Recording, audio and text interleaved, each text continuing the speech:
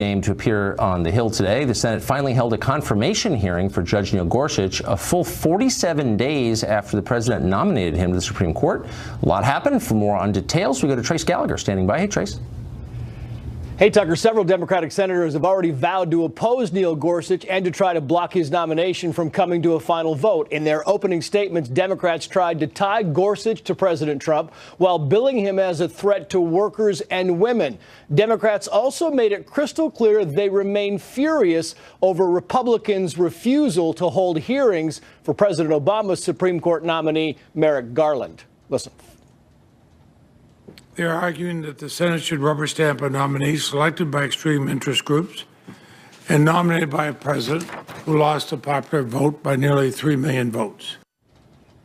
During their 10 minutes of opening statements, Republican senators applauded Neil Gorsuch, calling him extraordinarily talented with the highest levels of professional qualifications, including integrity, competence, and temperament. They left out patient, but that was evident by the 3 hours Gorsuch waited to speak on his own behalf. Here he is. I've ruled for disabled students, for prisoners, for the accused, for workers alleging civil rights violations, and for undocumented immigrants. Sometimes, too, I've ruled against such persons. And tomorrow the showdown begins as Democrats get their first chance to question Judge Gorsuch. The chair of the Senate Judiciary Committee, Republican Chuck Grassley, wants a committee vote on Gorsuch by April 3rd and a full vote in the Senate later that same week. Tucker. Trace Gallagher. Thanks, Trace. Well, Joe Dinkin is the National Communications Director for the Working Families Party. It's a progressive third party hostile to the nomination of Judge Gorsuch. He joins us now. Joe, thanks a lot for coming on. Tucker, thanks so much for having me on tonight. And first of all, I wanted to thank you for something that you said last week. You and I may not agree on a tremendous amount, but last week you were interviewing Trump about the health care bill he's supporting, now moving through Congress. And you pointed out that its centerpiece was a massive tax cut for the rich, for investors making more than $250,000 a year, and that the other side of the coin was millions of people who are going to actually lose their health care coverage. Yeah, I mean, I don't know if the tax cut's the centerpiece of it, but it's certainly a component of it, and I think it's an odd place. It's an odd place to put the tax cut, in my view. Yeah, as I point out. But hold on, I mean, I appreciate that, Joe. Well, let me ask you about the judge here, and I'm sure there are always things I agree with people on. Yeah, and let me tell you why I bring up that. I'm sure you have lots of reasons for bringing that, but let me get to the meat of why I want to talk to you, which is about the Supreme Court nomination. Now, I'm sure you don't agree with a lot of the beliefs that the judge has, but the core question is, can he interpret the Constitution faithfully? So I'm going through your materials to figure out what exactly your problem is with this guy, and I get to this. This is a letter that you all sent, your party sent to Democratic members of the Senate at the beginning of this month, and you said here, he has, quote, an extreme ideological agenda supported by some of the most dangerous, ultra-conservative, and white nationalist groups. Now, what does that even mean? I think that this means that Gorsuch is somebody who's shown through his long record that every act that he's taken, whenever he's given the chance between siding with a corporation or a working class person, every single time he's picked the other side than I would have picked. I don't know if you were following this case. Wait, back up here. So you said white supremacist organizations. I mean, you have every right to disagree with his decisions, but you're trying to tar him with the brush of white supremacy. And my question is, on the basis of what evidence did you say that? Gorsuch is, Trump has this Muslim ban he keeps trying to pass. It's been swatted down by judges twice. And the Supreme Court is just one justice away from somebody who will overrule those lower court decisions and make a Muslim ban the law of America. I thought America was a land that believed in religious freedom for all people. And I haven't heard Gorsuch forcefully denounce a Muslim ban. Have you?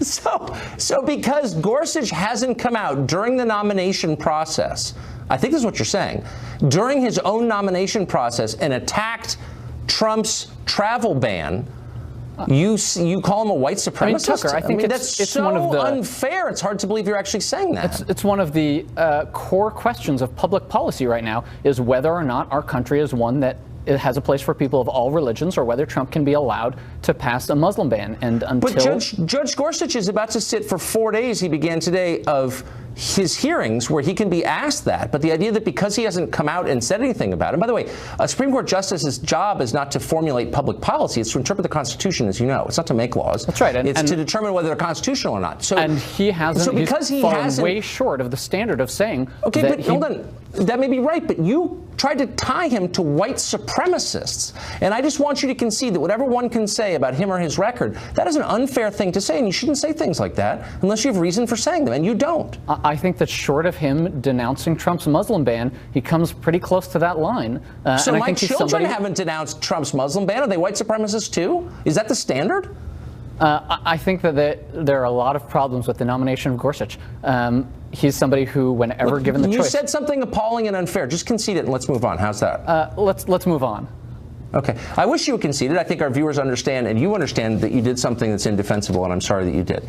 But I want you to get to the core. Look, your point is that he's against working people, right? That's right. I think whenever given the choice to choose between a corporation and a working person, he chooses the wrong side. I don't know if you followed this case that he was a judge on with a truck driver going through Illinois. I think it was raised in the hearings today. Yes, who had to abandon his truck. That's correct. Yeah, a truck driver had to pull over, and his the brakes on his trailer were frozen on a freezing cold sub-zero day.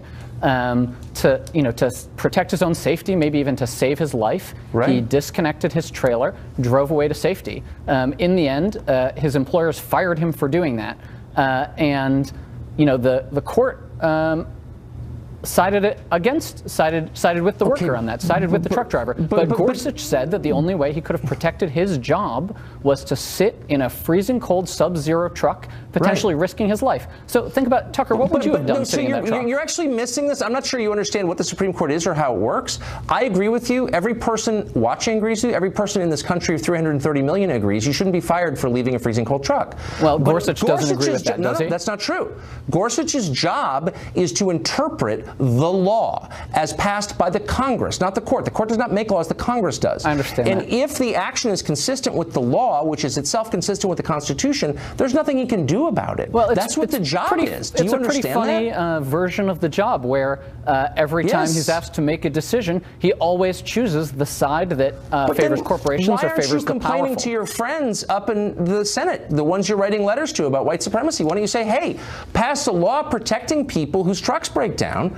The court actually sided with the truck driver in that case. But it's a funny thing about Gorsuch's record that whenever he's but in that specific decision, as you know, there's another Democrats case. There's another case with Gorsuch because it's a question of interpreting the law. The same with the Hobby Lobby case, in which the Hobby Lobby case, where he said that the right of corporations' religious beliefs are more important than the person who works there. You haven't read the decision, have you? Because he did not. I have it right in front of me. He's talking about the Green family that owns Hobby Lobby, not the corporation, and he said that their religious beliefs were sincere, and you may find them repugnant. He says that in the decision. He said, all you need to know, though, is that they're sincere, and therefore they're protected by the Religious Freedom Restoration Act of 1993. That's the point. Wouldn't you think that if Judge Gorsuch was just interpreting the law as an even-handed observer, he might sometimes, somewhere in that career, have found an opportunity to side with the less powerful, side with the working person, instead of with the powerful corporate interest? Well, actually, Tucker, in this case, he did side with the less powerful person. The Greens, as you know,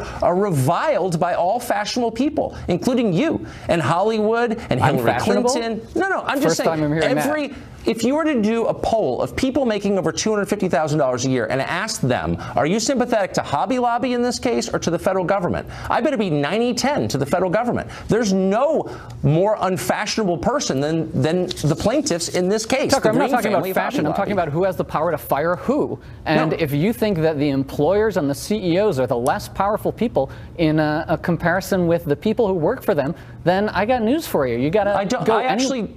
I don't think that. I'm merely saying that they're not as fashionable. That these disparities are addressed in the legislative branch. We pass laws. That's what democracy is. You vote for people to pass laws. If you don't like something, you change it through legislation. That's the whole system. But you don't want to bother doing that, and so you try to put judges in who will do what you want, affect the outcome you desire. And that is not constitutional, but it's also anti-democratic. It doesn't give people a chance to vote on this stuff. No, I don't think that's right. I think that when you have a person who every single time they're asked to make the choice chooses the side of the corporation, he's somebody who thinks that the huge unlimited amount amounts of money that are currently flooding our electoral system are not enough. And the reason I connected this to healthcare up at the top of the segment is because I think it's part of a pattern where you see the Trump administration and their appointees over and over again siding with the wealthy and powerful at the expense of everybody else, whether it's their desire to roll back reforms on Wall Street, whether it's their desire Joe,